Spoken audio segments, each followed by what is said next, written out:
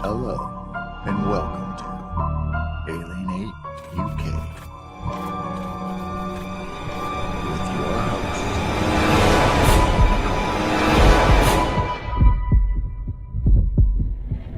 Super Chat and Super Stickers are now active.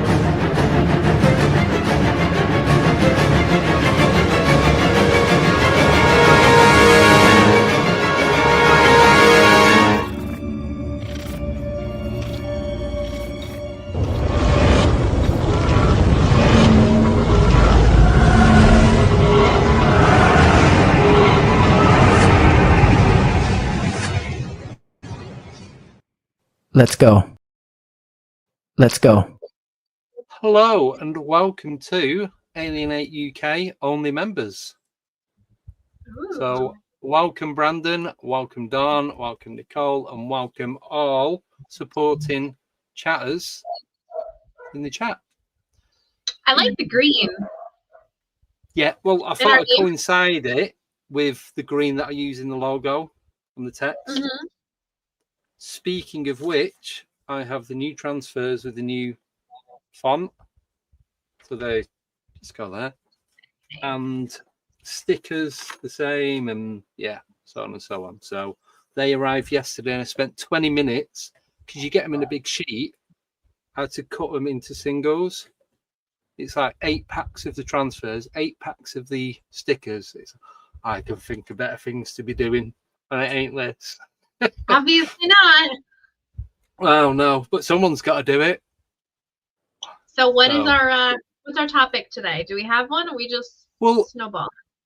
I did it as what is reality, because we do kind of cover that with Brandon doing expanding reality, Dawn with the book What Really Makes You Ill. So it's all kind of fitting in together of what is real isn't real and vice versa. So yeah, I thought we'd go down that one. But can I start off with what happened to me over the last couple of weeks? Doesn't involve cryptids or ghosts or UFOs or anything like that. But I do need to read a message out that I got sent of the morning that this happened, but I didn't read it until after the incident. And all this just... So I spoke to Simon about it, told Becky about it. It could just be happening at that time. It could be coincidence, but we don't believe in them. But you lot be the judge. So, drum roll. Do you want me to start in the middle, or do you want me to start at the very, very beginning? Whatever feels right. What feels right? So I'll start in the middle then. So on Monday, I loaded my van up, all the stuff in, and you know why I do. It's a fridge van. So parts chilled, parts ambient. They both got to be kept in certain temperatures. So driving through from Northampton through Bedford into Peterborough, eventually onto Cambridge. So I normally go along the A14, but there's roadworks on there. So I thought I've been going cross country, but the part that I needed, I could have shot up the A14, cut off and come back on myself. That would have been a lot quicker. Now, for some reason, I didn't do that. I kind of just went through cross country. And there's a village called Kimbolton. Kind of comes from the Cambridge shot. It's a big, there's a school there. It's like a castle. It's a private school. I'm not sure if it's a boarding school, but anyway, it's a really sought after. People take the kids there for miles and miles. So as you come into the village, there's 2 90-degree turns. So as you're coming through the village, you come past the church, come into the high street, there's a 90-degree turn to the left, 120-yard road, then a 90-degree turn to the right. So there's a car in front of me, a couple of cars behind. Anyway, so we come to the first 90-degree turn, going up towards the next, that's to the left, coming up to the next 90-degree turn to the right.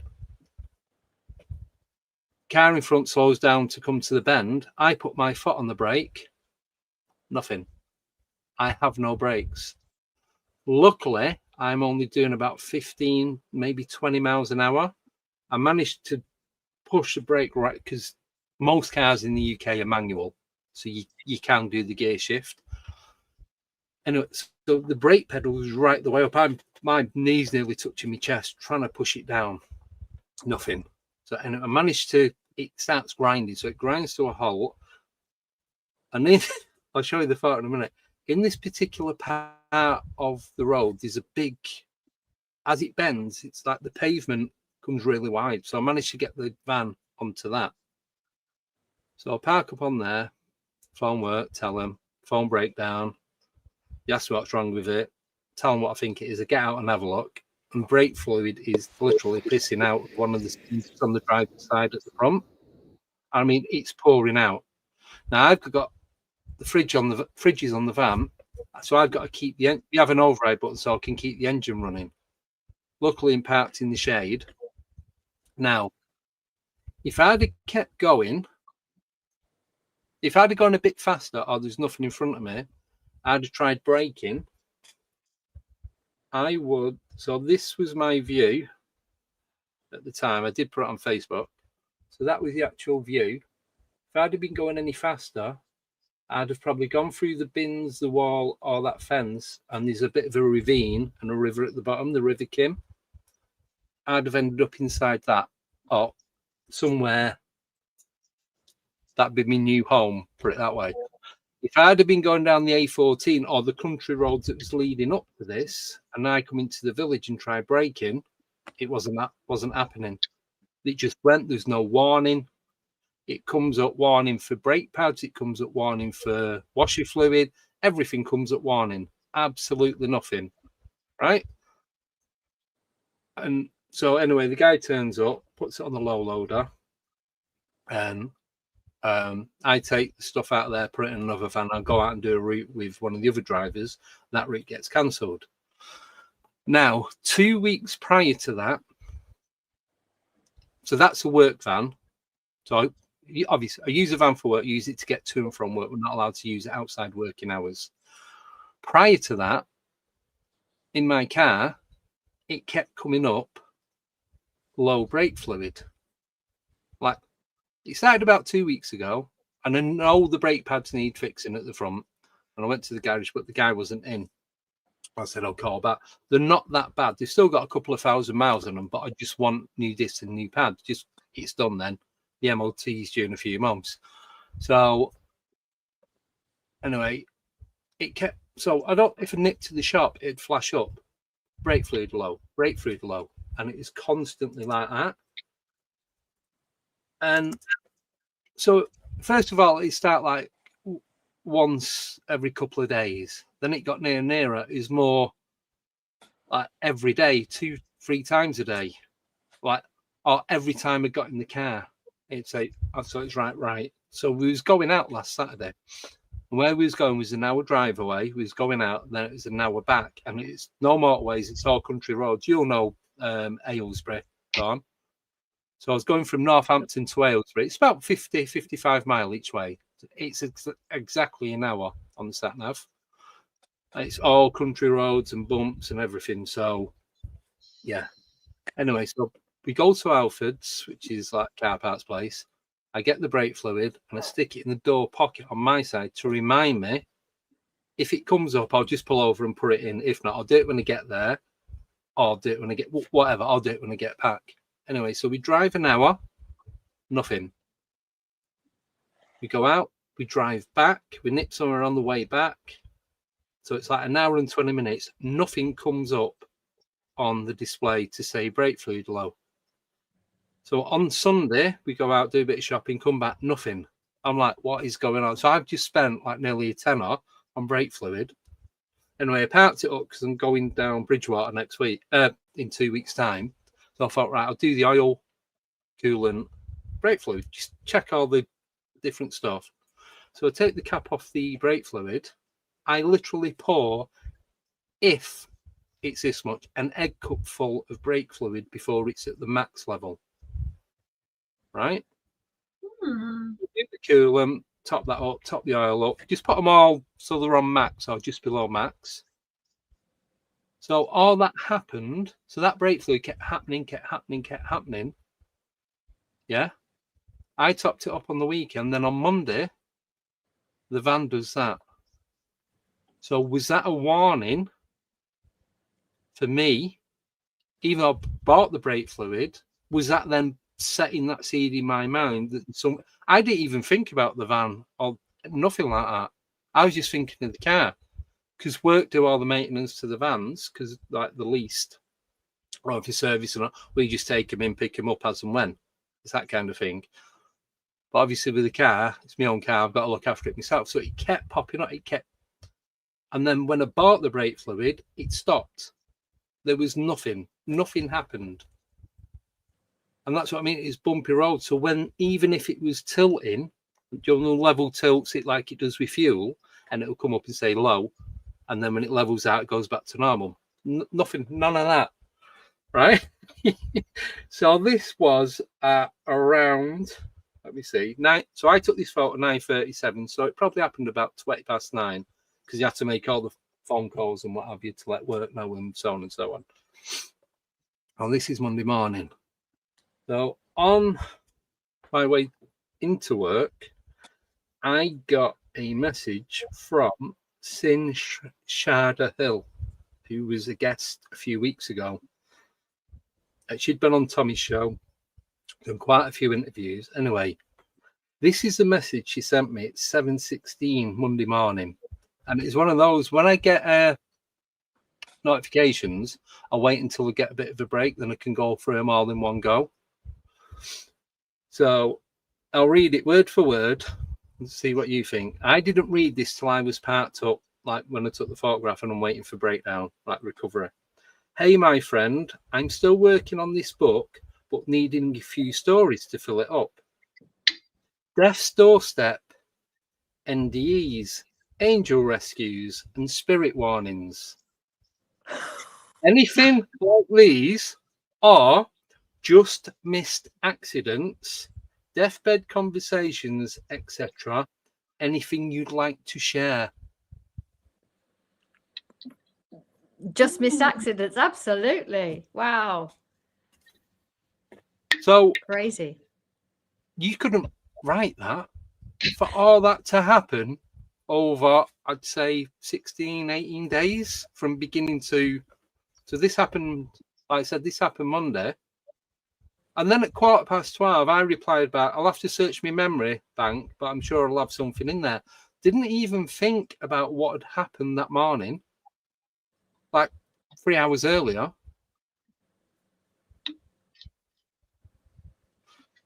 So is it just coincidence?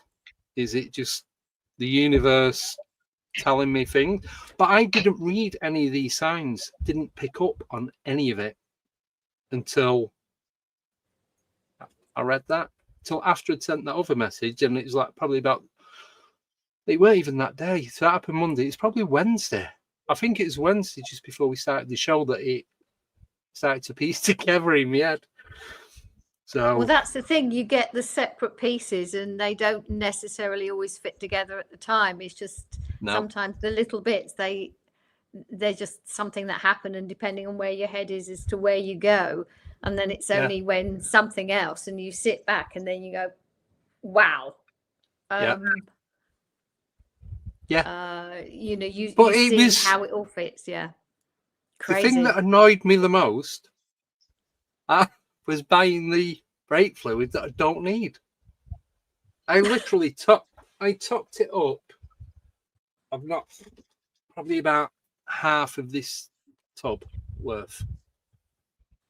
Just Google other uses for brake fluid and see if you can like paint with it, or paint maneuver to a local paint off your car. But it's just, I don't know what. Well, I kind of do know what it was about, but the warnings were there. I just didn't read them. Feathers, bricks, and trucks. Yeah. There is. Try and get them when they're feathers. Yeah, catch them at feathers, Bubba. It's much easier. Yeah, exactly. But it was just like I said, because of the car, I knew the brakes would need doing soon. I just thought the pads were getting a bit low. and I just read it as it being that. I didn't think it could be anything else. A lot of moving yeah. parts, you know. This is another thing, you know, it might pop up as a symptom of something else, and this is what the medical industry attempts to treat as symptoms, right? But it really, the root cause is something completely different. And so we can be, you know, and this is why order of operations is important, and this is even more reason to take inventory of just what you're operating, what you're using, what needs maintenance. You know, tending your garden is what this has to do with, is making sure you're, you know, check your tire pressure every now and then, man. Talk to your car. I love my car. Ask Dawn. We were driving Yeah. around. I'm like, oh, I love you, baby. I love this thing. And she does everything. And just, you know, it's one of those things. It's one of the assess and just move on, you know, kind of deals. But good thing you're safe. And of course you are, because we thank you for being safe and you're protected. And you know that. But one of those, you know, glad it didn't turn into something beyond what it did. But yeah, I mean, catch them at feathers, you know. So you saw feathers, said, I'm not making a pillow, you know, and then you just kept moving. Yeah, the other thing is that you're saying that the thing that really annoyed you was buying some brake fluid that you didn't need without seeing, you know, the really bigger parts, the bigger parts picture of it that could, you know, that actually things could have been a lot worse. And it's good that you haven't gone, oh my God, it could have been, and then you're getting yourself into a whole. I did kind of start going down that, but then it's like, but it didn't. So it's like when a kid falls down, you have immediately the parent has an opportunity to either go, oh, or ha ha ha ha. And usually the kid's reaction will kind of mirror that, right? Yeah. And talking to cars, I talked to mine as well. So I said thank you when she started first time at the airport. And would you name your car? So you have a name for it? No, I haven't. But she's a she. Okay. She is a she. Yeah, Vessel. I get it. Yeah. Your car's name, Brandon? Pegasus. Short Peggy for short. Yeah. I like it. Andy, how about you? Nothing. I've had the car 6 years. Well, maybe your detachment from connection, maybe, you know, maybe this has inspired you to connect with that. It's not just an object, man. It's a vehicle that sets you free. It's your steed, man. Do you know that there's a law in Texas still to this day that you can shoot someone trying to steal your car? The reason dates back to an old law that they will never change that has to do with someone trying to steal your steed or your mode of transportation, your horse. So not only was it property, right, but it was your horse, man. You have an emotional connection to that thing. I treat it the same way, you know. I love this, Dawn. You get it. Nicole gets it. Andy, get on board with this car loving. I'd leave it tail. Some people can take it too far, and there are documentaries out there about this. We're not going to talk about it, but I just love it, you know, platonically, and be nice to it. But every other vehicle I've had has had a name. I just cannot think of a name for this one. Well, it'll come to you. You know, get some open, roll the windows down, take her on a back road, dude. Just let her sing to you. Put some good music on. Give her a good wash. They always run better after you clean them. If you notice this, does anybody else notice this in the chat? Maybe, perhaps. I got a shout out to make in the chat too before I go on a rail. But if you notice this in the chat, put a 1 or say serious or yay daddy, whatever, or whoop whoop, whatever you want. That the fucking when you wash it, it runs better. It just does. And also, I don't wash my car like ever. It rains. Okay, well, maybe give it a go. Yeah, is when you wash it, it rains, right? And that's how it works. So if you ever need rain, wash your car. If you're in a drought, wash your car. All right, the Sober Carper. I want to say hi to this dude. We're following each other on the gram there. Everybody go follow this beautiful soul. I think you hopped on the live, and they're asking here about the plant grafting, because we did a live the other day talking about walking through our garden, and we did a batch of plant grafting back there. Don, you saw those little balls with soil in it? Soil, my bad. Yeah. And so, yeah, there you go. Wash truck almost daily. Woo! Big Red 88. What's your truck's name? Do the same Castle Doctrine vehicle extension of your home. Yeah, now we're not going to get into traveling, and you don't even need your license and all that kind of stuff, right to travel. Yeah, I don't even have a name for me van. You need to have a name for it. I have nothing. You know, maybe Someone you just think of a name. Part of your life, you know, because what this is a perspective. Obviously, it's just that we look at our cars as an extension of us, and that it's a companion, man. It's an ally. That thing gets you through thick and thin. It plays the music you like at the temperature you want. It gets you where you want. You don't have to fucking You can stop when you want, go where you want. Like I equate my vehicles to freedom, and freedom is the most important thing to me. Yeah. And so that is an extension of my freedom, and a very real one in the realm in which we traverse, in the way in which we need to traverse it for now. And that is just something I really have a connection with. And so it's always been a big deal to me. Maybe this is your inspiration, Bubba. You know, this was your wake up call. It wasn't whatever you thought it was, and good on you for the extra brake fluid. You'll figure something to do with it. It's connect with everything around you, man. No matter how inanimate it may seem. I say thank you to AI. What's up? I mean, that's the thing with how we sometimes interpret things. It might not be as obvious, and just sometimes sit with it. Don't think about it. Just sit with it and see what comes up. And just sometimes you go, you'll get some kind of intuitive insight, and then or something else will happen that you'll piece that last piece, and it will just take you somewhere else. So it might not just be about the brake fluid. There may be something else in there for you that I'll just blow you up. And I will think of a name for my car. Yeah, I will. I do keep asking for signs, and these aren't the ones that I want. Yes, they are. Yeah. Well, yeah, I suppose. Are you ready for this conversation? I am. What the fuck you am. want? But it's not about what you want. Do what, Nicole? Sorry? But are they the signs that you want or the signs that you need? Precisely. That's the point. Yeah. It's not about what you want. It's more that what is. It may not be what you want at your kind of conscious level, but maybe subconscious level is saying, no, what you consciously want is, so this is something else that will take you in a direction that will get you towards what you really want, in a better way than you can think consciously. Yeah, I agree. Always when in this, man, anytime, like, shit sucks, dude. Sometimes I'll be honest here. Shit just fucking sucks sometimes. And in that moment, if you can take the pause, you can take the breath. Number one, don't deny the way you feel. Like, always fucking go through your shit, because that's alchemy. That's the whole point. And within that, though, you find the freedom to just sit with that pause. And usually, I'm screaming it sometimes when Mary's here and I'm running around the labyrinth. I'm just like, "Where's the gift, you fucking piece of shit? Fuck you, God. Where's the gift?" And I'm just yelling, "Where's the gift? Where's the gift?" And if you can get through the this too shall pass, and you can really hammer that in, which I'm working on the patience for, which I constantly get the opportunity for, which means I don't have the patience for yet. Do you see how this works?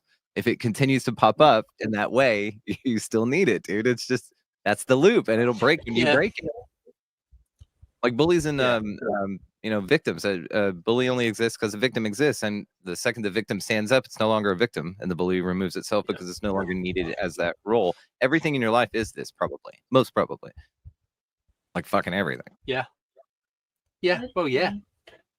Nicole, it's good to see you, by the way. I just wanted to say hi. I feel like I haven't said hi to you in a while, and you're awesome, and you fucking run shop, and I love your little dress thing here, and I see you. I saw you out on a live the other day at some sanatorium or something, which we know is an old world building. Have you guys put your lens through that yet? Like the Tataria filter, the old world lens, or are you strictly paranormal when you're out there? Because I have a proposition. We would love to come out with some additional eyes, because the structures you're going to are these old world, looking ass buildings, especially the one you were at the other day. We'll come out, you do the ghost hunts, and Dawn and I will walk around and go, "That's fucking Tataria, and that's Tataria, and that's a pine cone." And there are 8 olive branches, 7 olive branches on that. That links to the Pleiades. We've got like fun shit going on with this, but there's multiple veins of research that can go on in the locations that you're doing there, which is really cool. It'd be like a field trip for all of our fucking autisms, right? We can go out there. I love that. Love that idea. Dude, let's do it. Let me know. Let's talk. Good to see you. I just want to say that. And let's talk. And we got to do that, because that place we were at, I was just like, fuck, it sank under the ground. How many stories does it go down? I want to know the narrative. Burned, get fucked. Trans-Allegheny Lunatic Asylum in West Virginia, and it was built in. It was running for 150 years before they shut it down in like the 90s. Here, tell me the name of it one more time, if you don't mind. Trans-Allegheny Lunatic Asylum. That's a band name. Trans-Allegheny. Yes. 2 N's. I'm gonna type it under Andy's name. I got it. Shockingly, because of my search history, it pulled right the fuck up. It was very easy to find. God, it's very famous. It's a famous one. So do you want me to share screen here? Andy, I'm gonna share screen, okay? Do it. Dun, dun, dun, dun, dun, dun, dun, dun, dun. Here's your hold music, everybody. Here we are. Can everybody see that? No, because Andy doesn't let us share screens anymore. He blocks us. Oh, my bad. There you What go. is? No, he really does, but he has the I need Steam to put Deck. the link What? right here. Thing. I'll put the link in the thing. I'll put the link in the. Oh no, yeah, it's fine. Hang on. He just has private to tab. take There we go. the There we thing go. There down. we go. There it is. Okay, so go back to that. All right. Okay, so can you guys see me moving around now? Because I have to get off the screen I'm on to see me to do this. Yeah. Yes. We got you. We can see you. This is the Yes. place you were at right here? Yep. Yeah. Dude, right here is where you were doing that live at, right over here off to the side, right? Or no, you were further down over here off to the other side. Yeah, we were all over the place because there's also kind of a tuberculosis hospital over to like the left. But yeah, that's the main building. Dude, look at this shit, Dawn. Fucking Mhm. gorgeous.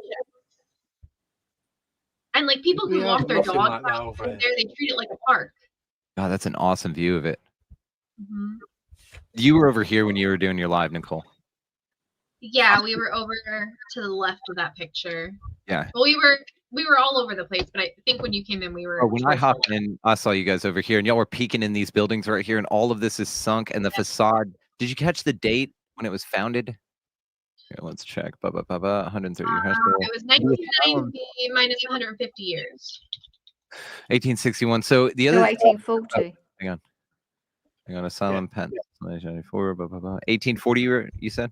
Now what's interesting about this, 1864. allegedly these were part of an old world civilization. We say Tataria, but it was really the Moors, which were the black people that they said came from Africa, but they were really already here and all this crazy in the US and all this crazy shit. So anyway, the Moorish Tatarian sort of empire out there, way pre-Roman. This was allegedly some abandoned buildings from this pre-civilization that was super dope and awesome. And whenever you look at something that reads mental illness facility or anything like that, this was set aside for the people that didn't go along with the new rollout of the new system, the new world after the old world. And the World's Fairs showed you what the old world technology was, and then they destroyed it in front of you. And then they ushered in the new world, and those who did not buy into this, their kids were taken and trained across the country in orphan trains, and then they were locked up in what these buildings were, which were not asylums. That's just what they were used for, allegedly. And so again, there's a lot of mysterious stuff when we look at stuff like this, and I just think it's fucking cool, Nicole. And I saw you out there, I was like, God, I want to go walk it. See how this is buried underneath? Can y'all see my pointer? Mhm. This is buried underneath here. Absolutely. It's I mean, Yeah, they're just they're incredible downstairs. structures, aren't they? Yeah. at least another story or two below this. So you got a picture that the ground was flooded in, cataclysm style, and all of this is just facade. But this is another story under here. You wouldn't finish out windows. And this is realm wide, by the way. Mary and I went to Australia. This is all over the place. They really fucked up out there. They figured nobody'd go out there and like it was too far or something, but it's all over. But you have this sunken ground down here. And again, guys, I encourage everybody, go out to your local this and that, your local magistrate, and go look for this kind of shit right here. And tag me in it. I want to see what you I find. You'll find pine cones up here. You'll find ether energy towers. Look for bells. Bells is another big one. We did a frequency theorist on bells. I think Anyway. there's 2 stories down from that because Yeah, we at went least. downstairs and then there was another downstairs that came out to like a basement. So were you able to access the outer walls on the inside of those basements and then see finished out windows and stuff like that? You know what I mean? That had been bricked up, but you could obviously see it was a window before. Not that I noticed. Exactly. See, because you wouldn't have thought to think that, right? But this But is now what I'm when saying. I Juan and I would walk in there and go, holy shit, guys, check this shit out. And it's buried. Mhm. And why would you have finished windows underground is the whole point, right? Yeah. It's awesome. Dude, I thought out there it was inspiring as shit. I love what you're doing because you're always out in the field doing something cool as shit. I just wanted everybody to know how cool you are, Nicole, if they didn't already. Oh, thank you. Yeah, we're gonna be at tomorrow morning actually. We're leaving for Penhurst Paracon, and that's at Penhurst Asylum in Pennsylvania. So Damn. now I'm gonna be looking for the sunken windows and in the basements. Yep. And you lot of call me, I'll give you a stuff. checklist, dude. And all the tip architecture up here, because allegedly this is harvesting ether energy. So these were power stations and they just pulled it from the air. And so you'll see copper roofs also are a component to this. Also, you'll see varying color and material stone, and that's an anode, cathode, anode, cathode, anode, cathode type of a response. So the buildings themselves were these electric hubs, these powerhouses that could do all kinds of shit, heal, transmit and produce electricity and energy, and in different forms as well. We have Mike Wilkerson, Stellium 7, staying with us for a little bit. We take him back Monday, and he's talking about radium possibly being that source of energy because of all the fireplaces and how they weren't burning fires. They had those two balls there that were radium generators, and that's radiated heat. And then they demonize radium the same way that they demonize helium, and then they get you off of all that shit with scary narratives and big events that happen publicly, and then all of a sudden now they get to roll out the new shit and indoctrinate you. See this? This is the whole point. Yep. You let me get off on it, Andy. I'm done with it. You're done with it? I wanted to do some Penhurst real quick and tell me what you thought about that building. Oh yeah, what do we got here? I'll look it up. What is it called? Penhurst, Pennhurst. Pennhurst. Asylum. Oh, mental hospital. Ugh. Oh wow. Okay, here. Let me share this so I'm not just over here going, "Wow!" You guys aren't seeing what I'm seeing. Okay. I'm just Yeah, like, share. I want to know what to look for when I go there, so I can take pictures. Okay, this I right mean, I'm here. gonna probably do live, but Okay. Once you start seeing it, it's Penhurst just State. amazing. You just look at architecture completely differently. And it's just and it's all everything. around you guys. I'm telling you, nobody can be like, "Oh, I'm not in my town." Yes, in your fucking town. The little brick facades of stuff, the stonework. You'll see roads under roads. Things are buried, man. There was you look up stuff in Seattle. We've had episodes and stuff about it on the show, but Dawn's right. You do not look at this place the same. This is just another way to unlock your expand your reality. Come on, proprietary, come on. Okay. So is this what you're talking about here? Are you seeing this? Yeah. Yeah. Okay, when I click on a picture, does it take you guys with me or does it stop sharing? I think it takes us there. No, we see. Yeah. Okay, you go with me. Okay. All right, this is it right here. Yeah. Okay, so from what I can see from the picture, it doesn't have full windows underground like the other one. No, and they don't. But what they will do is be half under. They'll be sunken. And let me see if I get a picture, not an advertisement for a shitty media outlet. Yeah. This one was in 1908, so it's a little newer. Okay, right here. See the white striped line? That's another story. That's the top to another story. And these right here, these windows are another full story underground at least. Now, what we really have to look at is some of these are just tips of icebergs. And really, they not only go out, but down and over. And this is a tip of a terrace and all kinds of crazy shit going like 8, 9, 10 stories underground. So some of these things, just check out because tunnel systems equate for a lot of these as well. Ooh, this is so cool. This is where you're going? Yeah. Oh, okay, right here. So do you guys see how the different materials are played in here? The white with the red brick. Mm-hmm. This is an electronic component, an anode cathode type of a situation to where alternating materials will produce this electric charge or this conductivity. And then with towers that they probably either destroyed or once had, see this up here? That's probably a copper roof. Then this draws down the etheric energy and then powers everything. Or allows for an exchange of energy. I'm not sure of the process, but I know it was fucking dope. And then these older photos really help you. So you guys can still see this if I switch. Yeah, look at those pillars. So many pillars. Yeah. Yeah, all of this is a facade that was added right here to make it look like it's not buried underground. They did a lot of work. And whenever you go to the outside of one of these and see founded on the outside of it, that means that that's the year that they stumbled across it, not that they built it. And the narratives for these things are stupid. They will run the narratives for a lot of these buildings and courthouses and stuff with the time. First power tool wouldn't invent until 1895. So therefore, all these people were doing it horse and cart, and they calculate materials distance from quarries, and even the AI is sitting there going, yeah, no, this narrative is bullshit. I do not see in any realm of possibility how this is right. And you can go one after the other and do this. Yeah, because everything that I'm seeing is like founded. Yes. Like it was in operation from this to this year. Please take pictures. Not built. Not built. See, I always thought founded was when it had been built and when it was officially opened. That's what they want you to think, Andy. Yep. They had me. They had me. Had. Yeah. By the way. Again, that's why, the clues, when you kind of take the language thing a little bit. Oh, your found. approach. Look at, found. Oh, well, we found them. That's the whole point. Right? Yeah, kind of look, just be a little bit open to the interpretations of the words. Told you. Andy, one of the weeks. I had a dear friend called Laurel Erica, and she was a wordsmith. And so what I think of in this situation, I'll never lose this definition because of her, and I always bring her up because we lost her, or she moved on to the other side of the realm and is cheering us on last year. And so I like to keep people alive by talking about it, right? So Laurel Erica's thought on this, the definition of an epiphany is a sudden recognition of the obvious. And I love it because it's that 4-panel spiritual meme that goes, why? Oh, because then you suddenly just, okay, I got it. It's this like frustrating sort of process of learning, right? And it's funny. It makes you kind of feel like a dickhead, right?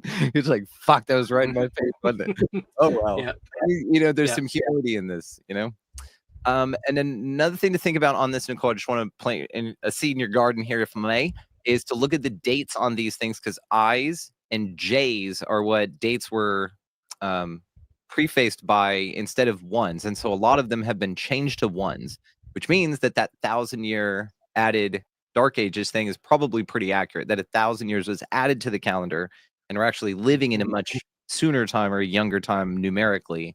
And who knows what that means, right? If resets happen and all this kind of stuff. Yeah. So another thing to look at on there is you'll see an I, and it's not a 1. You'll see it's like, oh, that's an I. And that's a J, actually. J896, not 1896, right? That's an interesting one. Just take pictures, if you don't mind, of the plaques that founded them, and you'll see. And then there's historical narratives that go along with these on Wikipedia that are just horseshit, and it's great. Well, I'm going to be going around Northampton now because there's loads of buildings that are founded. And I just thought, you just built a lot of shit at the same time. Think of the word history. What is that? His story. Okay, well, that's just a story somebody told to you. You got to decide if it's true or not, right? And people say all kinds of shit, man. God, what is wrong with me? When you go out and look, and now simply, like Dawn just gifted you the site, like she said, once you see it, you can't unsee it. This put toothpaste back in a tube. You're going to be seeing pine cones, of course, symbolic for your pineal gland. And then you're going to count different rings of things, 13 steps, 7 this, all of that kind of stuff. So it's a beautiful and just look at what you see and think about the things that you've come across. That's all this is. You'll associate and you'll go, oh, holy shit, that looks like whatever. And oh my God, this look like that's how they're finding dinosaurs on the temples in Indonesia and stuff, and spacemen and shit like this. They're just looking.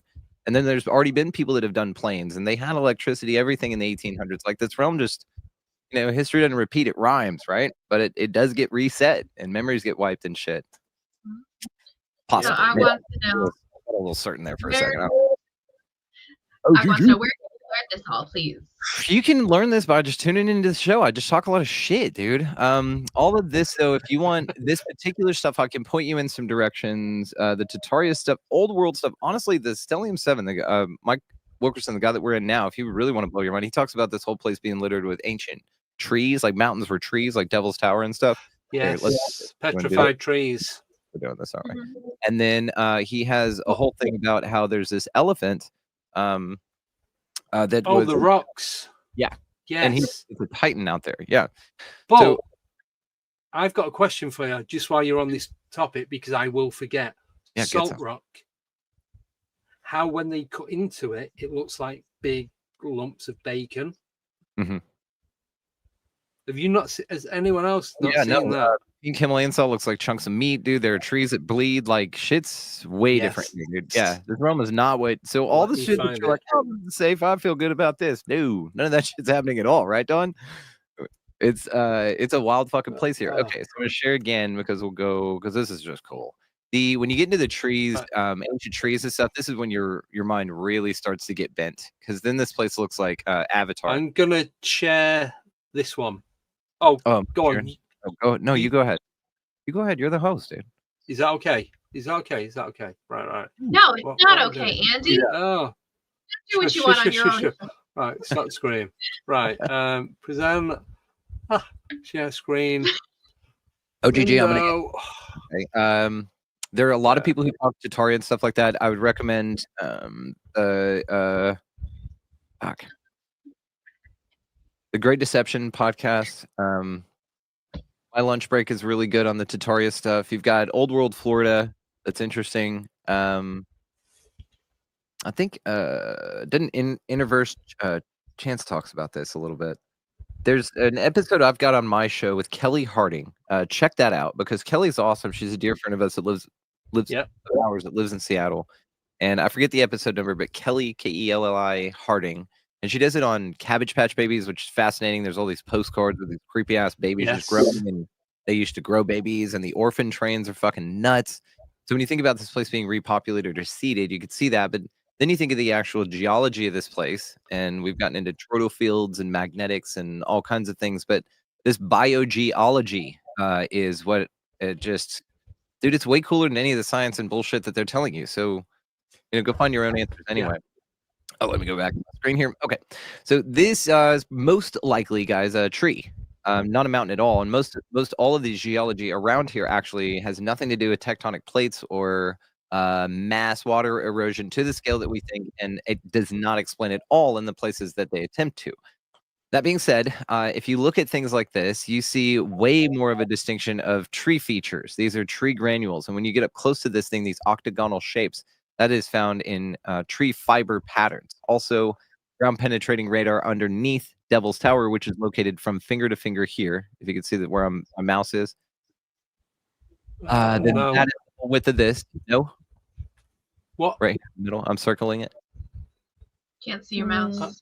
Oh, No, are you seeing? This is why I asked. Did it come? Did it go to the different tab? Or is it Oh, yeah, yeah, yeah, I can see right. it now. Can okay, see it let's now. Yeah. let me go to the tab. Got it. Okay, so I'm circling here. Devil's Tower. Yes. Okay, now allegedly this ground penetrating radar was shown, and what it shows is the reflection of a root system below it, all centering from this center point, which does look a lot like a tree. Also, indigenous myths around the area talk about this being a giant tree that was cut off that the tribe hid on top of while a giant bear clawed the side of it, and that's what gave it its marks. So a lot of interesting things. These there it is. Yeah, there you go. Yeah. There's some more, but you can go down a massive rabbit hole with this. The trees were mountains or trees. You can do sibs of Insta. They do great stuff. Now, I will caution you against pareidolia. Does anybody want to take a smack at what that means? Yeah, I know, but if anyone else wants to have a go. You want me to say what it means? I'm just engaging the audience here, so it's not like a fucking sermon. You know what I mean? I want everybody to hang out and have fun and talk. I think when you see faces and like your brain makes things familiar when they're not. Yeah, like clouds and leaves and Nailed it. all these dogmen in Or trees that faces are and not there, shadows. and everyone throws a hula hoop around it so you can see it, and there's still nothing there. But anyway, Yeah. And there are examples like this all over the realm, guys. And the trees are really, really interesting because, again, if you've seen the movie Avatar, this kind of shows what that would have possibly looked like. And again, you have artist depictions of stuff like this. But then again, if we're in a toroidal field, maybe did the toroidal field shrink, and that's what cut off the top. And then we get our myths of Paul Bunyan in the Blue Ox walking around chopping up trees, this gigantic dude. But what's most notable about this is it's an as above, so below practical situation, no doubt. Okay. When you look at these things, they are identical. A small little tree stump that has been fractured or struck by lightning this way and rotted a bit looks identical to this mountain here. A plane topped is a tepui in somebody else's land, right? So you have examples again all over the place, and I highly recommend you guys go down these rabbit holes. But Stellium, place to start. And in fact, let me just do that. No, I've actually done this rabbit hole, but I also heard about Ayers Rock is not a mountain. It was something else. And then you just start, right? You just go for it. And you start your journey because any mountain near you is probably not what they're talking about. Now, what I recommend is everybody check out this guy right here, Stellium 7, on YouTube. There you go. And I will go ahead and make it easy on y'all and put the link here in the chat for you, Andy. Yes. Thank you. And everybody in the chat, thank y'all so much. It asks me why you're like, why are you chatting? It asked me to join on YouTube, and I don't want to fuck this thing up by like kicking me out. You get it, right? Yeah. So I'm up in the chat because it asked me to do something I'm not confident will not interrupt the thing. So I'm going to interrupt the thing to tell you that. Stellium 7 right there, guys. He does the Unveiling a Titan series over there. Highly recommend this guy's work just because he found all these, 12 different anatomical points from an elephant skull to match this mountain, Mount Go in Spain, that also happens to look like a mountain. It's also named, or look like an elephant that's named the elephant. So it again, when you look at the realm like this, guys, it's so cool. I'm having much more fun than a spinning ball doing whatever. Bing bong. That's the second one. The That's channel. the The correct first one's link, a innit? princess. Is that? That one is. It's Stellium 7. There you go. Yeah, Yeah. my life break is cool. I'm now getting back to chat. Zachary Damons. I'm just trying to. He won't let me Yeah, copy. share your favorites in the chat, Oh, guys, because I don't know. I mean, I just copy. It's fine. I've got it. See, I don't know if I'm posting it or if Nicole's posting it because we're both. I same posted person that at the one. I moment. just searched Stellium 7 on YouTube. And that Yeah, his yeah. channel. There we go. I don't think it can be posted enough, gang. So go for it. He's a great guy. Multiple posts. Cool. Right, there it is. Yeah. But, I'll that makes check. you feel like, that movie, like Horton Hears a Who. Yeah. You see all like the remnants of like ancient stuff. It's like we're living on a little tiny speck. These people are So- finding dragons on Google Earth that span states or countries. Huge dragons. That Yes. span an entire, and it's named the Dragon's Mouth, where the Dragon's Mouth is. And all these places are national park names, and they're in national parks, which is another dead giveaway. And you think all the missing 411 stuff, that Dave Pilatus talks about. Don, have you come across anything like this in the realm where you were just so sure that this was a living thing or once a giant whatever? Have you visited any of these mountains or seen a giant snake and been like, that's a fucking mountain? No, I can't think of anything that stands out for that. But I was going to go back to the as above, so below. You talk about giants, serpents and stuff, and I mean, all the different constellations up in the up there, whatever there is. There's all sorts of things that match, and there is a great serpent that circles around Polaris. So a lot of these stories about the great serpent and dragons and all sorts of things, there's definitely a correlation with the constellation. So yeah, fascinating. And the astrotheology, if anyone's looked into that, I mean, if you haven't, fascinating stuff. Yes. So, again, that's the match. Yeah, as above, so below. Yeah. Amazing. I was actually watching a video on this, the Serpent Rock, about this week, Tuesday, say. It's pretty wild, huh? And it's like, Yeah. I'm looking at it and like, is it AI? Is it real? Because I've not heard or seen anything before. But then you go on YouTube and there's tons of shit about it on there. Yeah. A lot of weird shit out there, man. And just this is why I encourage, and this is kind of what Dawn and I were looking forward to talking to y'all about, really, is just connecting, getting out, doing what Nicole does, getting out and doing it. Dawn's all over the fucking world doing this, Yeah, I see that. You're going everywhere, Dawn. Hadn't even unpacked, and she's sitting with us today. She was just at our house. Yeah. Yesterday. I know, she was saying. She's like here. Yeah, it was cool. Yeah, because Andy's saying, was I traveling out or traveling? He thought I was traveling out. Yeah, because you said today. about jet lag, so I wasn't sure which way you was going. Yeah, no, coming back because the flights just work so that they run overnight. So I landed at 6:15 this morning. Yeah. And unless you can sleep on a plane, which is not easy. So No. I've today's been broken up in all sorts of ways, and part of it I've had some rest. So I'm kind of compass mentis, not too bad. But if I'm kind of struggling to think of things, I'm just going to put it down to lack of sleep. But I'm here. No, that's mainly. cool. But we appreciate you coming on as always. So love these conversations. Were you finished, Dawn? I'm sorry, I didn't mean to cut you off. Yeah, no, I mean, I love these conversations, and because I was with Brandon yesterday, which is just so bizarre. I was just crazy. How excited we were on the way to the airport to drop her off, like 12 hours ago. It's so weird. This is just time.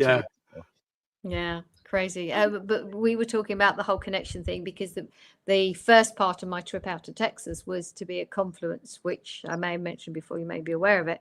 It's one of those amazing events where a lot of really, really knowledgeable people on all these different things come together with like talks and workshops. I mean, I ran a workshop this time. There was just so much cool shit going on. It's incredible. and that's only part. I say only, I mean that's part of it. The other part is actually being together in person with other like-minded people. Yeah. And that is just a whole other level of what we are moving forward to do, because this is wonderful. We can have chats and then we go, well, okay, and then you go back to your ordinary life, whatever that is. But what what we can do to actually, you know, change things is to get together more often in actual physical presence, you know, in person, because the energy of that just is off the scale, you know, is so totally different when you're in this energy of all these like-minded people, and it's just so inspiring in all sorts of ways. And you know, stuff gets done and connections are made. So there's, so you know, there may be I don't know, half a dozen different sort of, you know, groups, if you like.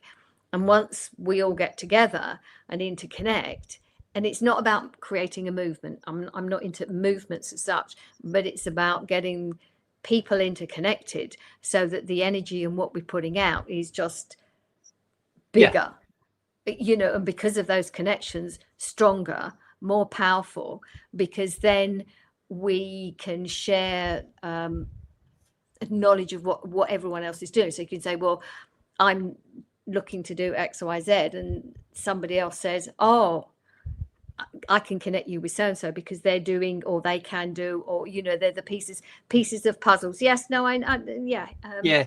No, but I'm just saying, like right. Brandon's done, like Al did with me, Nicole, and Tommy. Brandon's put me in touch. Actually, got Lewis Snokes coming on in a couple of weeks. Yeah, so awesome. That's all sorted. Yeah, and that's yeah. exactly it, and that's what Brandon and I do. Yeah, with each other, it's, for each Yeah, other. we do It's across this whole connectors. It's yeah, creating a network, a community Yes. network that Yes. doesn't have to be connected 100% of the time. It's there, No, as I say, it's not a movement. and you no. can, and you can just reach out to each person or each group to do whatever it is you need to do, and no one's expecting anything from anyone, but they're always there as and when, because that's just how it works. Yeah, and again, some of your audience aren't aware of some of this information we were talking about earlier, so that then shares information. And it's not just about sharing information, that's part of it. It's sharing what people can do and ideas. So one person can't generally one person can't do everything of everything. I mean, a lot of people are very, very productive and do a lot of it. And at the same time, to bring in other people to share projects, because the projects, you know, the stuff we're doing, the projects we're doing, because it's new, you know, we're in a place where a lot of stuff is new and we don't know. So we're pooling resources, I think, is the thing. Maybe on a project and then move around. And it's knowing who can, you know, it's the knowing who that connection is. Yeah, it's not like who that person's going to be. I can't, but I know a man who can, you know, or I can think of somebody and we connect people. So whatever it is, it's like we were saying, it's a network and connecting, and that's how, and we connecting people who are similarly minded. Because you can have lots of people who are capable, but if they're in a different place in their mindset, that's going to create maybe a little bit of, you know, lumpy bumpy stuff around, which are still opportunities to learn and evolve. At the same time, you get the power when you've got open-minded people who are really looking at creating rather than worrying about the stuff that we go into. That's why go forward and disoblige and create. That's why I love doing this. The four of us we do this because I know what we're going to be getting. I don't know what we're going to be getting, but I know what we're going to get. It's like, and we're learning stuff every single time, and everyone in the chat are loving it as well. And I think most people, or all the people in the chat, love these sort of rabbit holes. The way where it goes, and we never not where how it goes from one place to the other, but kind of stays on the same track. It just goes a bit, keeps going in the same direction, but kind of goes out and back again. But it's really good because the deeper it goes, the more you think of, and I think the more you think, the more you understand what it is that's going on. But it's also not just thinking about things, it's learning how to think about things. And Yes, like changing the process. Mhm. You did it. You get a Howard Dean for that. Good. What Can say information- I've seen a question, so rather than let that go, if I can address that, yeah, exactly. Yeah. I don't know. I necessarily talk about foods specifically making you ill. It's more the ingredients. You know, if they're processed foods, like chemical ingredients. Because like real food, it's stupid to say real food, but I mean, you know, food. Organic. Real won't- organic. Yeah, Not I mean, organic, real organic, food, but yeah, not real the food processed crap. isn't going to make Yeah. real food isn't going to make you ill. But definitely with buildings and places, I mean, yeah, it can yeah, definitely depend.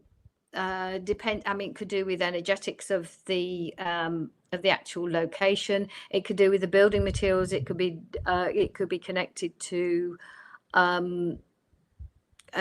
not just the building materials, but what's inside the buildings, you know, the actual fabrics and furnishings and furniture, and depends on what's been used for them, you know, various volatile chemical, you know, the chemicals.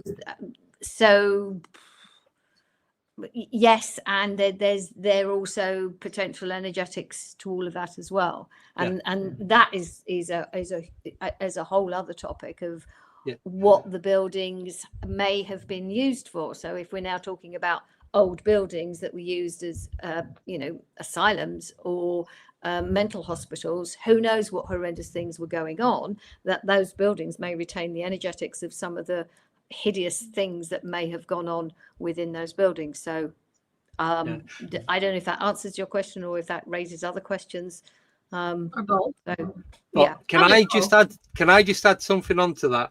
Because totally, it's your show. I know, but I don't. Hang I on, see Lonnie, it's you guys. yeah, Andy, we'll allow it. All right. Yeah, thank you. So one of the jobs that I used to do when I lived in Manchester was supply different types of gas. So we used to go to a laboratory, south, the other side of Manchester. Can't remember where it was. And we used to take oxygen, nitrogen, and a couple other ones. And I was chatting to the guy, and so been delivering there a few weeks. So I asked him what it is they do. So they go out to, when they do the surveys for land, so when they've got planning permission and they're doing a new build, whether it's a civil building, houses, whatever, and they go and test the ground to see if it's contaminated, to see if it is able to be built on. So if they go, I'm thinking if they go somewhere, and obviously they're just looking for the known substances that can cause defects or illnesses and all that. But what if there's stuff there that they're not picking up on and they still build on it anyway? Could that be a cause of what I've just asked? Oh, yes. Yes. I mean, if they're only testing for certain things, you see, this is the problem, that the establishment are only working from a very limited idea, a limited sort of mindset, a limited worldview. And so they're only looking at certain chemicals, and even those will be limited to the ones that they know, and they might not be looking at others. So and their equipment, they can only it's only pick up certain stuff. But in terms of energetics, I don't know what machinery, what equipment could be used to actually pick that kind of energy. It would be somebody who has non-physical skills or skill abilities to tune into non-physical, because they you know, these scientists, whatever, can only test and examine for physical things that their Yeah. equipment can physically pick up. Yeah. But those 'Cause energies, Yeah, because totally. they were testing for like anything that could cause cancer, like obviously like radiation and contamination to the ground, so it's unable to grow vegetation, just normal standard grass. I don't know what you call it, just lawn grass. Is that a thing? Whether you can put flowers there, would the how solid the ground is, all that kind of stuff. So it's just, I'd say it's your basic everyday goings on more than anything. Don't think they go too deep and be checking for everything. No. My I question don't know. is, like, what effect do you think all of these electronics have on the human body? Like the Wi-Fi, the crazy high. Can I answer EMF and everything? this? Yeah. Because I was thinking about this the other day, right? And I was got quite deep into it. So we've got all these electronics. Yeah, like you said, we've got Bluetooth, we've got DAB, you've got Wi-Fi, you've got microwave, FM, AM, long wave, shortwave. All them exist all the time, regardless of whether we got any tools or equipment to use them to create what's going on. Obviously, by having the technology that's tuning into it, it's expanding it, but all this stuff is already there. It's like broadband. Is it broadband? Broadband was only discovered in, as we know, is it the 80s or something? And then we ended up getting it in the early 2000s.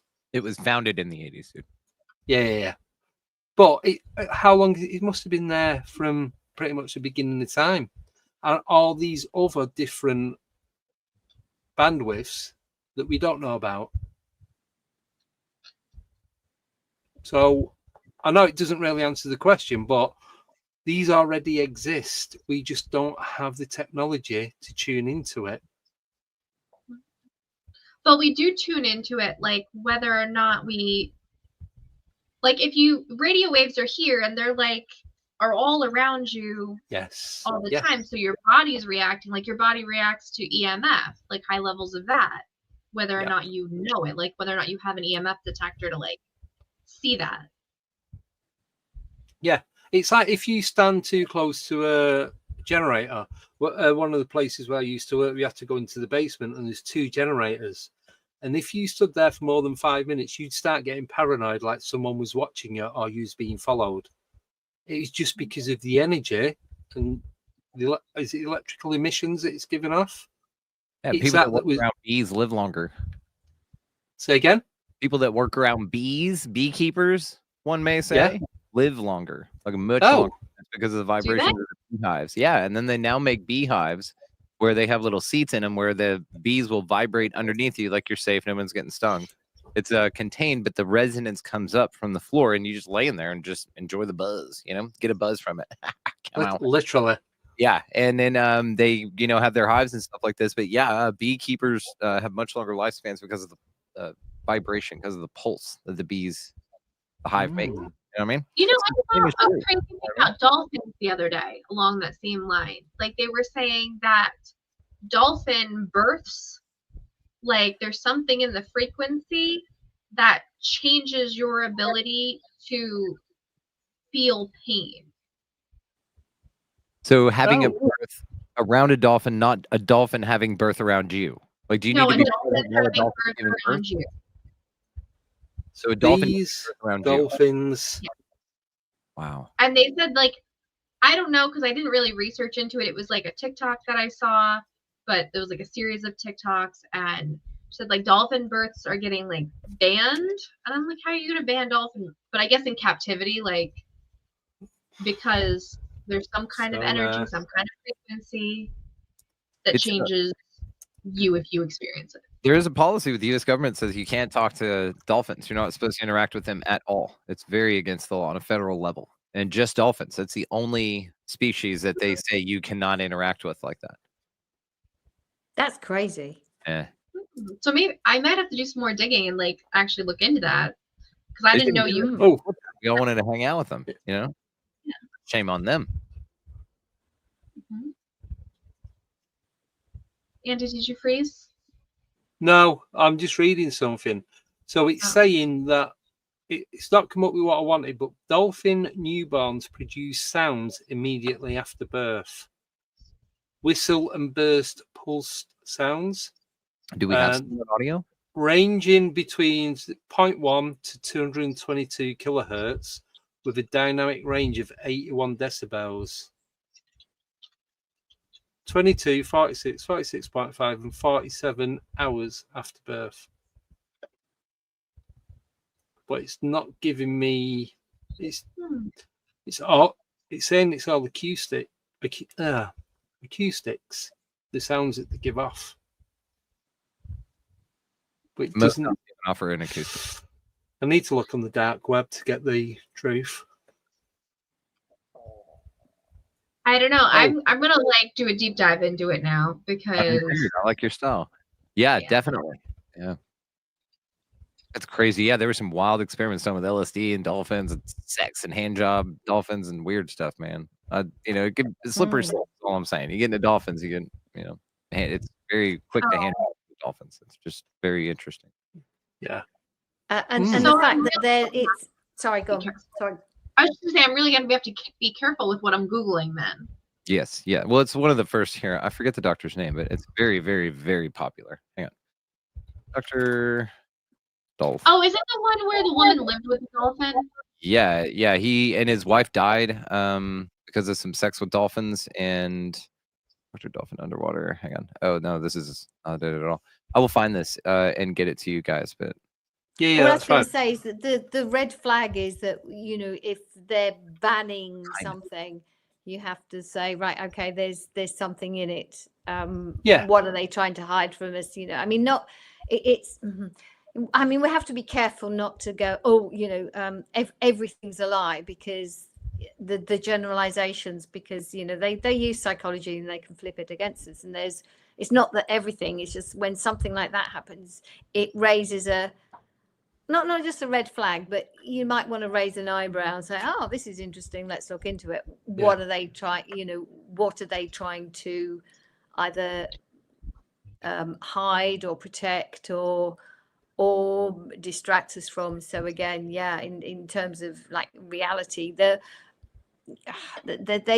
putting out narratives the whole time that are very, very different from how reality actually is. And I mean, that's, for me, is what the Mandela effect says. That's a reflection. I mean, that's my interpretation, that it says that reality isn't fixed in the way that we think it is. And it's not necessarily that there's a nasty whatever it is behind it necessarily. I don't know. At the same time, to be open to reality is malleable. It's not fixed. It's not like kind of, because reality isn't fixed billiard ball atoms and all of that stuff. And once you start looking at it, reality isn't fixed. It's because this is a mental universe, so it's mind first, and physical follows mind. And so kind of what you think you create, all those kinds of things, and the whole manifestation idea, which again is also manipulated down certain ways to make us think something, and then it's not quite the way some people say it. So it's like with everything, just be curious, and rather than it's all right, it's all wrong, not taking the extreme. Keep an open mind. Totally an open mind. And it's not to say, because there's somebody's got a contrarian view, it's that's right, because it could be, well, one extreme, the other extreme, but what's reality could be somewhere in the middle, somewhere else. But taking it to one extreme or the other keeps the conflict going, keeps the fighting. And so we just go, well, that's what we're leaving behind us when we're opening up to communities as to what we can do. We're looking at what we can do going forward. So that's the create. It's like, leave all their BS behind. And you've got an event coming up in September where you've got a guy coming specifically to talk about old world history. So actually, you guys over there in the UK, you have an opportunity to go see this live with her. And Stellium's going to be there as well. So actually, the people that we've been talking about, the subjects that we're talking about, Don's hosting an event that features such things and such expert speakers. Martin Liedtke. It's in East Sussex. The event's called Illum. Thank you very much, Brandon. The Illuminate and Elevate. It's in East Sussex. Is there a website I can pull up and share for it? I can share it in our chat and then. Yeah, I'll drag and drop and find it. But while you do that, while we're talking about animals, have you heard the new? I don't know if it's new about pigs. Go on. About that they are not. They are one of the only creatures that don't fit in the narrative of the rest of the animals on Earth. What do you mean by that? I've heard some of this. Yes, go on. Yeah. They are too human-like to be. I've heard that. Yeah. And the skin is pretty much the same. When we have like the organ transplants and they take it from an animal, the only animal that they can take it from is a pig. Even blood transfusions, they can use pig blood. Yeah. If you look at a pig's eyes, they're more human-like. They're Yes. not. It's like goats have square pupils, and cows and horses are just black or brown. The solid, there's no the white bit. Cornea, is it? Cornea. There's none of that, and it's just. So the theory is that these were created to not so much. It's kind of like farming humans. They think it's some sort of hybrid crossbreed between a human and an unknown other animal that may or may now not exist. But it's all to do. It's all to do with how our bodies work, how their bodies work, and it's something like I think there's like 96% compatible. It's probably more than that. I can't remember off the top of my head. I think it may have been on Instagram because I've deleted TikTok now. I've deleted my account and everything because it just does me head in. So that's totally gone. So Instagram, and it's like there's other people putting stuff in the comments, and they was like, "Yeah, I've heard this before," and they was giving other ideas and theories and stuff that they've heard. But how is it that we can get organ transplants from a pig, but you cannot from you can't from a cow, you can't from a sheep, you can't from a dog? I'm guessing they've tried. Well, they can use cow valves, like in a heart. Oh yeah, the heart. That was it. The heart of the pig is pretty much identical to that of the human. The way you've got the 4 chambers, so you've got oxygen in and out, and you've got blood in and out, and deoxygenated blood in and out. So you've got the 4 compartments, and is it 2 or 3 valves? I'm trying to remember from when I did biology, but the heart doesn't work the way we've been told. It's not a pump. I've also heard the same stories about a pig and how similar. At the same time, most other hybrid or breeds are not fertile. You know, they can't breed on. They can't breed, whereas pigs obviously can. Like a normally, if you've got a hybrid, like a yes, liger. Yes. Yeah, like you got a liger. Yes, they can't actually reproduce, and so all of these mixed breeding, no others can breed, and a pig can. So that puts a big question. I'm not saying it disputes it. What I'm saying is it puts a question mark, and I've heard that, and I find it interesting. I'm not convinced, particularly. So I only heard it a couple of weeks ago. Totally. Sorry. Yeah. So I'm a bit. Kind of. Pig tits are super tough. Did you guys know that? Nope. No. The babies are smart, so they have to be super tough. So you could compliment to give someone would be that they're tough as pig tits. I know they're smart, like because potbelly pigs you can train, and like I think they have the intelligence of like a 3-year-old or something. Yeah, and it's in here. The idea of people turning into pigs appears in various myths and legends, religious texts known as modern media. It often is associated with divine punishment magical transformations or symbolic representation of negativity. So you've got a lot of people, a lot of movie instances and mythologies and things of people turning into pigs or being turned into pig, and that's a big deal. It's a big deal if you ask me. And also in relation to people who have religious affiliations for hooved things and the uncleanliness of them, and you could see that then that myth would carry through and be a pretty fucking rough burn, dude. That'd be a tough burn to be called a pig amongst Muslim culture, where that was a awful thing, right? So to be associated with that, and then yes, they're anomalous animals, and they're compared to human anatomy. But you just triggered something when you said that about the name pig and human. There's some translation that pig means human or human means pig. It's not as direct as that. Yeah, human means monster or sea monster. I think it might be the Latin name for pig. There's some name or some term, and it pretty much means hybrid human or something very similar to that. And I've just got hundreds of windows open, so if I open another, I'll forget where I am and I'll start researching pigs. But when you've got all these, every time. But every then time you've we got talk, I have 1,000 tabs open after.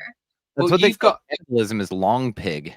You know that people. Oh yeah, that was it. Long pig. Yeah, white. It means probably eating people. What did he say that? No, there was that. Yeah, so that was an insult. Was to call someone a long pig, which long pig means human. Yeah, but people who eat people call people meat long pig. Cannibalism. That's it. Yeah, so it's all, and human flesh is supposed to taste like pork. When you just put that, yeah. That's what I eat it. You can eat pretty much every part of a pig. There's not a part of a pig that you cannot eat. So, well, if you're brave enough, you can eat any part of anything, buddy. So yeah, but without it killing you. Yeah, in the chat it said, is this why Muslims don't eat pork, but Jews don't eat pork either? Fire Spirit nailed it. It's got to do with the unclean animal, and yes. Is it unclean though? So, well, and that's the unclean is subjective, right? Well, that was the other thing. It's not, people say that pigs are one of the dirtiest animals. They will wash their food before they eat it. Like, not the ones that are farmed, but they'll wash the food before they eat it. They won't drink water if there's anything else in the water. They'll go to fresh water first, unless there is nothing else, and they're like, look, I need this, then they won't touch it.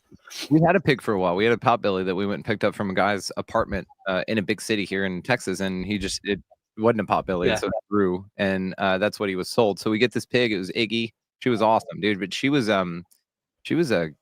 bossed everybody around. She was great. She was tiny little belly rubs. She'd walk over to you and just flop on the side. And yeah, she was a lot of fun, a lot of personality. And you could see this. You could see very human traits, very just sort of stubborn, sweet, you know, and you knew that you could coax her with stuff and she could be motivated in certain ways, but very, very sweet. And chickens are dirty as shit. Good call, Reverend Wild Bill. We've had all of those things. Chickens are fucking nasty, dude. Chickens are great. Nasty. But also, if you get chance to look into a pig's eyes direct, see Jesus, you will feel, you will apparently have a very human connection to him. Yeah, Jesus is in there. Yeah, you can bring pigs in the house though. Like, pigs can be a house pet, but chickens are not a house pet. No, and they're too loud. They just shit all over everything. Their little beaks are dirty, man. Well, I got my eye poked by a peacock, a baby peacock I used to carry on my shoulder. I was like a redneck pilot. Turkey. That's we raised peacocks too, but this one was it was redneck pirate. So I would just carry this little baby turkey around, and she got to be about this big off my shoulder. And one day I'm just looking at her, loving on her, looking at her, loving on her. Pow! She's tagged me right in the middle of my eye. Now the challenge with that is I was just gonna ride it out. I'm tough, right? But no, never do that. This is a cautionary tale. Go to the hospital. You can get sepsis because their beaks are little explorators, and they walk around and shit all the time. They're plucking and shit. They're finding bugs and shit, right? So very unclean face is what I'm going to say. So if you do get tagged in the eye by one, go to the hospital, get it flushed out. There's a infrared picture of me. I'll send to you when I can find it. But it shows the dot right in the dead center of my eye and then dragged in the millisecond it took. And she just saw my blue eye and just pecked at it like, what the fuck is that, right? I don't blame her at all. I didn't we didn't kill her or anything. So, but this was a big thing. So if you get pecked in the eye by a bird, go to the hospital for sure, because you got sepsis. Because your eye is just a sucker in of everything around it, and there's a ton of bacteria you don't want introduced. I want to point out also before we move on that the events that Dawn is putting on here, the Illuminate and Elevate, is in the chat there if you want to share it. There you go. There you go. So you guys can check this out. The speakers are located here. I know that it's been shared in the private chat, so he's hopefully going to share that with you guys in the public chat. And you got all these really cool folks, dear friends of ours. We love all these people. Look, fucking, this guy's in our other living room, probably sleeping on our couch right now. Steve Young's awesome as shit. And this is your boy that's going to talk about tutorial. Your old world. Ooh. And crop circles. And crop circles, that's right. So you have just a banger lineup, dude. This is just gorgeous. So congratulations. And she's wonderful. I met her Monday at Influence. And can I sidebar real quick? Because it was amazing because I worked at my daughter's elementary school book fair yesterday, and they had the Ghost Hunters guidebook. They had a book about Bigfoot. They had a book about crop circles. That is so cool. You need to get me connected because we have a publishing house and we're publishing such stuff. And so we would love to get on the list of whoever does your book fairs, because book fairs, one in the chat, if you guys remember book fairs when you were a kid. Do you guys remember this? Dude, how excited book fairs. They're amazing. Book fair. And you get to go get cool shit, posters and books and all kinds of dude. Yep. We would love to get on that circuit, Nicole. Yeah, you got to talk to it's all through Scholastic. Cool. Right on. Very cool. No book fairs in the UK. Nearest thing that I can remember was a jumble sale, and that was it. People getting rid of crap, basically shit in their house that they don't want, and just flea market. I think that there used to be book fairs, but I don't think. I mean, I think we've had book fairs here, but no, we have. We're more civilized. We have libraries that you go to get a book. Hang on, well, Bill, that's about it. Is this to say that you're an older gentleman, sir? Is that what you're saying? Back in the Dark Ages, because we just established here, sir, the Dark Ages were inserted. Yeah, they didn't exist. It was a great joke that your mama's so old. In her history class, she just wrote down what they were doing. I love that. Like they were in history, so they were creating it. Oh, libraries, got it. Yeah, so, well, in the school libraries where they'd set up the Scholastic book fairs. I don't know if Nicole's the same for you or Jim or something like this, and they set up tables. Yeah, tables with all these books on them. You could just walk around and pick new books. And we'd have it in primary school. Yeah, that's what we're talking about. We'll have like a book club. Was it Penguin Books? Was it Penguin, Dawn? We did somewhere we got pizza from Pizza Hut. I don't know. You read a certain amount of books, you got pizza. No, they give you a list of books. Remember that? Mm-hmm. Or we'd be reading a book and then you could buy it through the book club. If you already read it, why do you want to buy it? So you can read it again. They got you. No. God damn. No, that doesn't ring a bell for me, but anyway, yeah. I'd take me to buy it first. I don't want a kid's book back. They got sticky fingers, and God only knows what they've been doing with it. No, these are brand new books. You don't buy the one that I know, and then you read it through. Yeah, and then it gets to Ladybird. Yeah, Ladybird books and Penguin. Yeah, that was it. Reverend Wild Bill in the chat with a new old joke. I love this. I'm so old that when God said, "Let there be light," I pulled the string and flipped the switch. Hey, feel free to use that one though. It's not mine, but just say, "Hey, I'm so old that when I was in history class, I just wrote down what I was doing." That's a good one too. Yeah. Well, I mean, isn't that always wouldn't pull off? Pull off. I'm not gonna let this go. Hang on, Nicole. I told Noah the boat wouldn't pull skiers. This is great. He's giving advice for sailing advice to Noah. Okay, Wild Bill is awesome. You got to talk to Wild Bill. He's so cool. I love him. He's on our frequency. I didn't mean to cut you off. I want to make sure we got what you said. Nicole, what were you saying, please? I don't even remember. Nothing important, obviously. I wasn't listening. Sorry. Pizza Hut was book it. Thank you, Midwest Night Watchers. Say that 3 times fast. Dawn, you want to give it a go?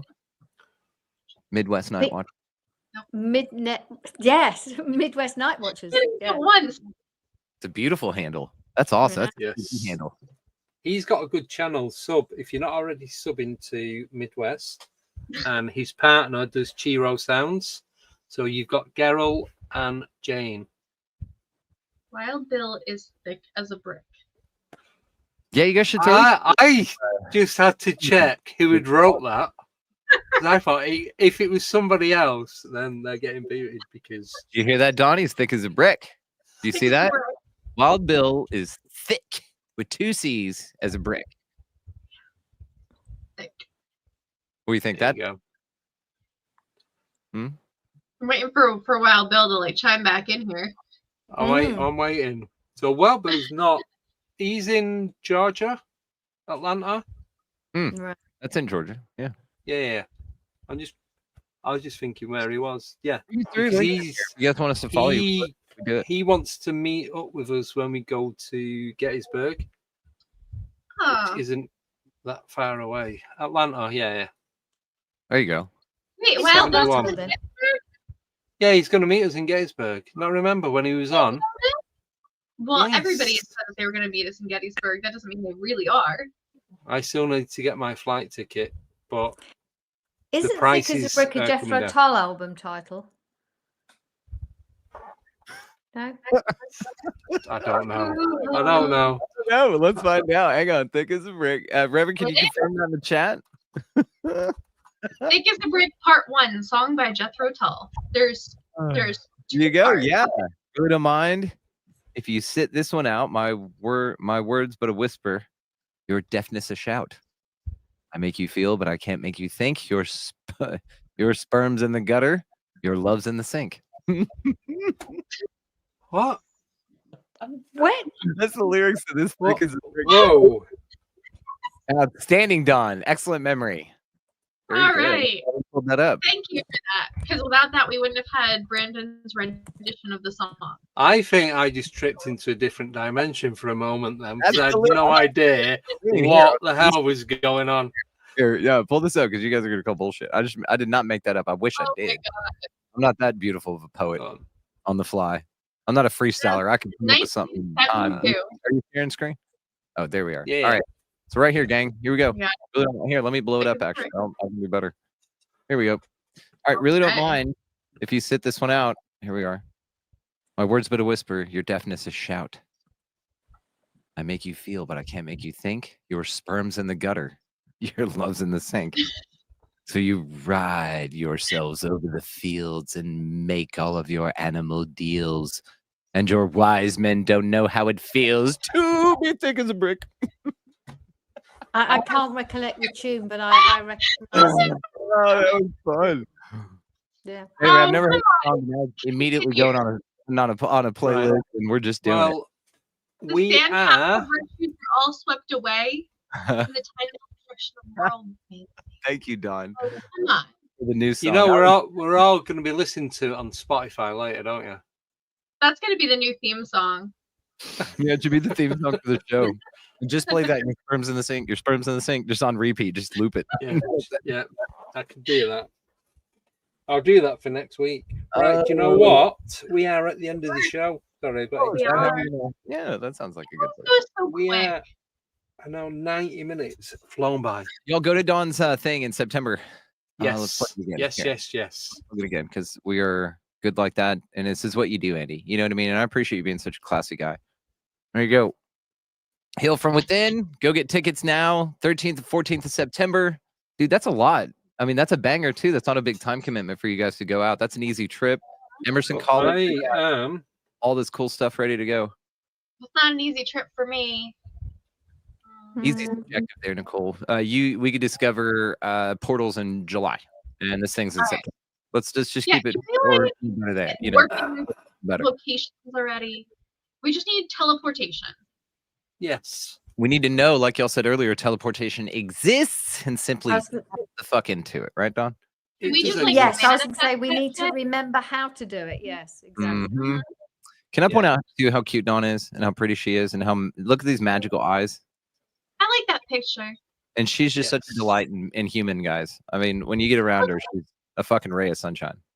Like that picture, like Dawn, you definitely got a little bit of like a mischievous look in your eyes. Oh yeah, little Mona Lisa. She knows some shit. Yeah, exactly. I'm not gonna tell you though. Yeah, no, that was taken by a photographer. He took loads, and there was something about that. I thought, yeah, that's the one. As you say, there's yeah. No, it's cool. Thank you.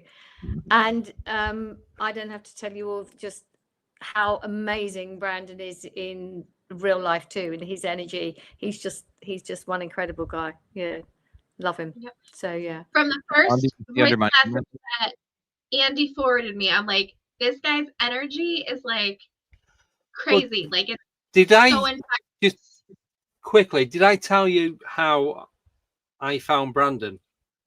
No. So I was watching Paul Sinclair Truth Proof, and he was on there, and he was talking. He's going into the psychedelics and all that, and DMT. He's doing all that side of it. I'm like, oh my god, this guy's amazing. So I found him on Facebook, sent him a friend request. I don't even think I waited for him to accept.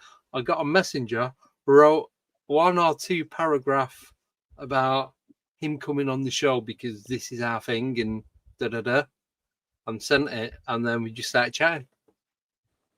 Just so you know, I printed that chat out, and it's on our refrigerator out there. I cherish it deeply. Really?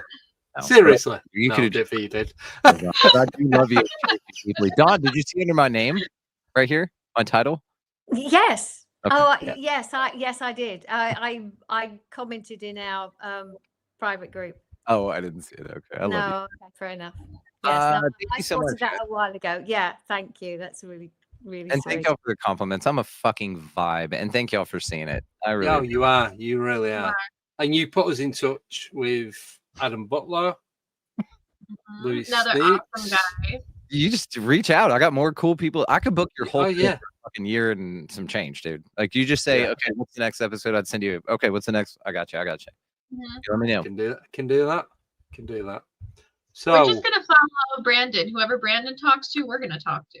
Well, this is the thing is I'm a magnet for stock. Yeah, Dawn and I have the same. We raise the sunshine. We call it, and we are magnets for incredible people. Our responsibility that we step up to the plate and acknowledge is that we connect all of those resonant frequencies.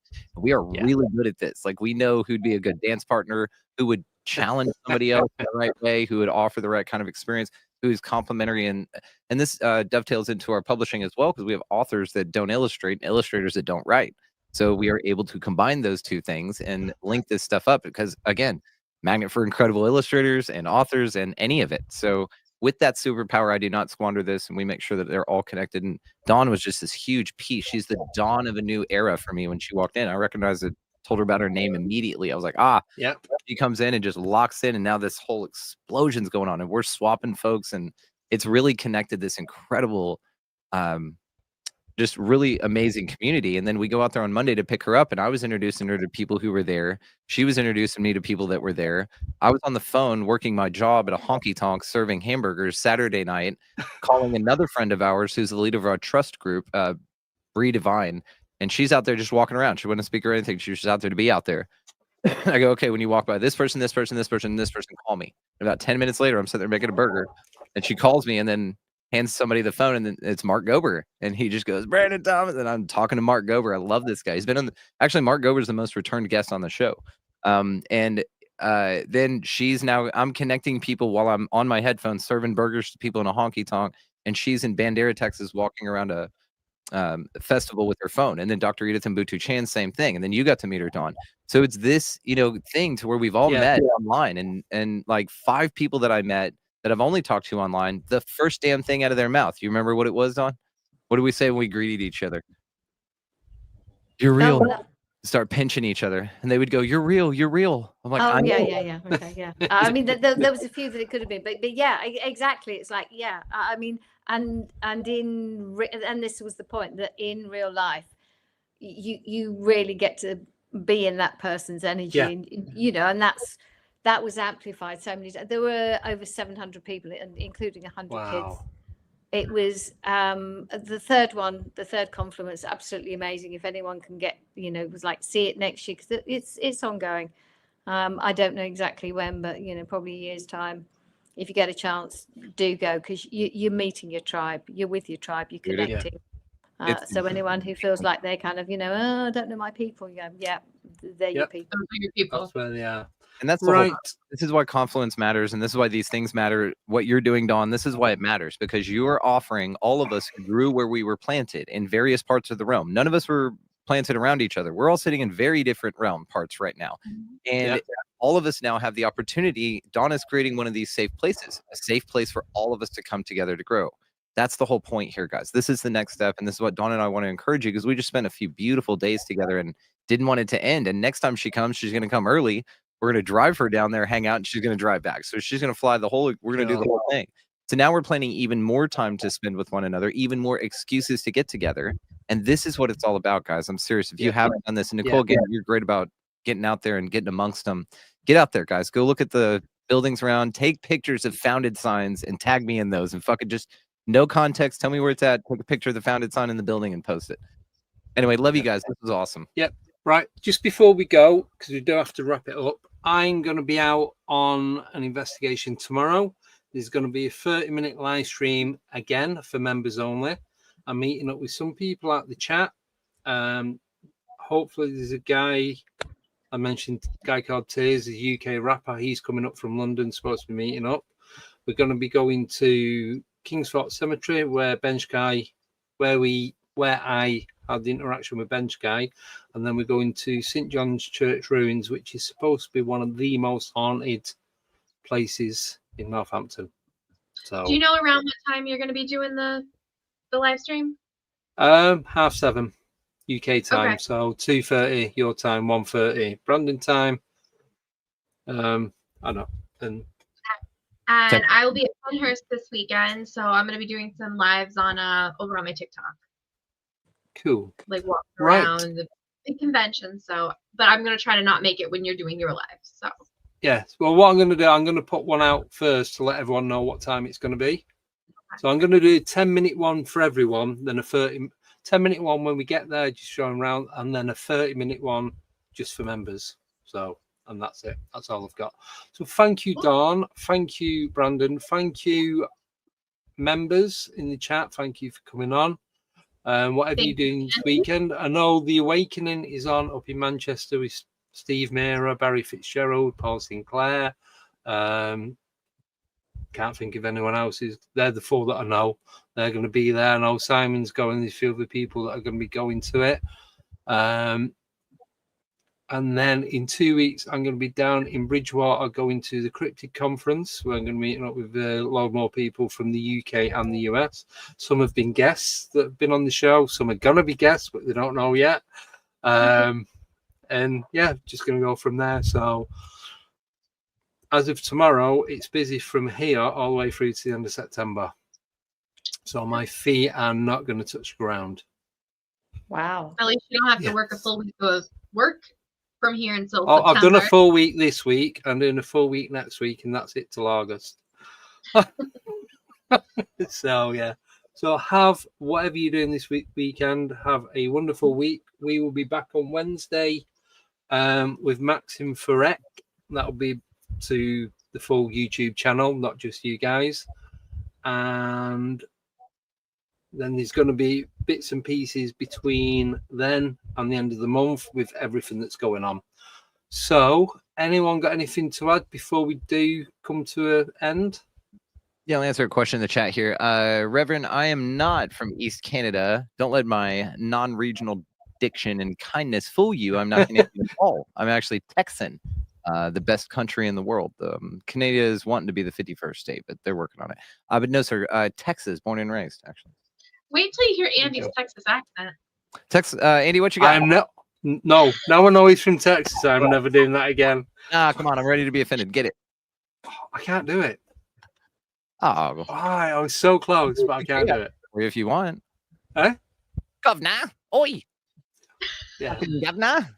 There you go. I've been teaching him Cockney. Thank you. Yeah, Don's been working on it. Teaching him All right, Governor. Chuffed, mate. Yeah. Yeah.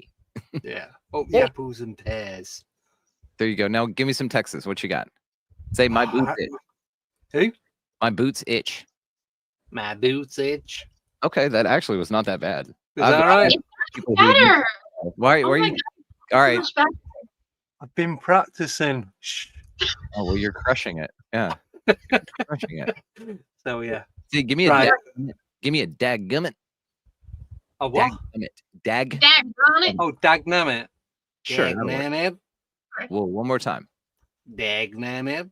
Yeah, we'll probably. That's a little offensive. We'll work on that. Yeah. Off yeah. air. How about that? On that last offensive note, we are going to go. So have a wonderful you guys. time. Please don't come out and hunt me down. I've got stuff to do. So Well, that's they it. did in I'll see you tomorrow at some point around about 7:30, 8 o'clock ish, or thereabouts. Failing that, I'll see you next Wednesday on the 21st, and then just look out for all the additional streams that we're going to be doing. So take care, everyone, and good night. Thank you again. Bye-bye.